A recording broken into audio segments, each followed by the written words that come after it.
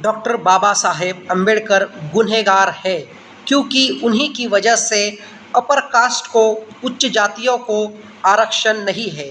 क्या ये कहना सही होगा?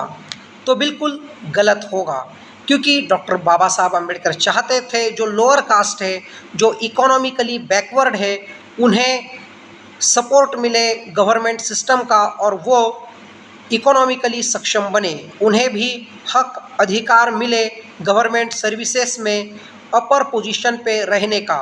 कि डॉक्टर बाबा साहब अम्बेडकर जी की सोच उस वक्त की भारतीय परिस्थिति को देखते हुए सही थी। लेकिन जब भारतीय राष्ट्रीय कांग्रेस लंबे समय सत्ता में रही तो उन्होंने पिछड़े लोगों को कई सारी स्कीमें दी, उसके साथ ही उनका रिजर्वेशन बरकरार रखा और अपनी राजनीति जीवित रहे, हम ही शासक रहे। इसके वजह से उन्होंने जो अपर कास्ट है उन्हें रिजर्वेशन से वंचित रखा। तो इसके लिए कांग्रेस पार्टी मूल रूप से ज़्यादा हद तक जिम्मेदार है, उन्हीं की वजह से रिजर्वेशन अपर कास्ट को आज तक नहीं मिला। उसमें फिर वीपी सिंह जैसे प्रधानमंत्री बने, जो ओबीसी को स्थापित करके बहुत बड़े तबके को उन्होंने रिजर्वेशन के अंतर्गत, रिजर्वेशन के भीतर लाया।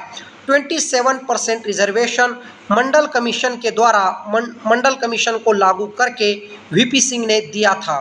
वीपी सिंह को भी पता था कि उनकी सरकार ज़्यादा दिन नहीं रहेगी, इसीलिए उन्होंने काफ़ी तेज कोशिश के बाद उनका जो मुद्दा था रिजर्वेशन का वो उन्होंने पारित कर दिया। और इसीलिए वीपी सिंह ज़्यादा हद तक जिम्मेदार है रिजर्वेशन को आज भी बरकरार रखने के लिए। तो मैं मानता हूँ कि आप वीपी सिंह को, विश्वनाथ प्रताप सिंह को दोषी मान सकते हो, अपर कास्ट के लोग दोषी मान सकते हैं, लेकिन डॉक्टर बाबा साहब अम्बेडकर की कोई ऐसी बात नहीं है जो उन्होंने अपर कास्ट के विरोध में की हो। इतिहासकार या बहुत से इंटेलेक्चुअल लोग आज भी यही कहते हैं, जिन्होंने डॉक्टर बाबा साहेब अम्बेडकर जी के जीवन पे एक पढ़ाई की है, तो वो उनका कहना था कि डॉक्टर अम्बेडकर जी चाहते थे कि जो अपर कास्ट है उनके लेवल में जब लोअर कास्ट आ जाए तो लोअर कास्ट का रिजर्वेशन भी ख़त्म कर दिया जाए और अपर कास्ट, लोअर कास्ट ऐसा कुछ भारत में न रहे, सब समान हो, समानता का अधिकार सभी को हो। ये डॉक्टर बाबा साहेब अम्बेडकर जी की फिलॉसफी थी, लेकिन उसको डुबाने का काम उन्हीं के लोगों ने किया।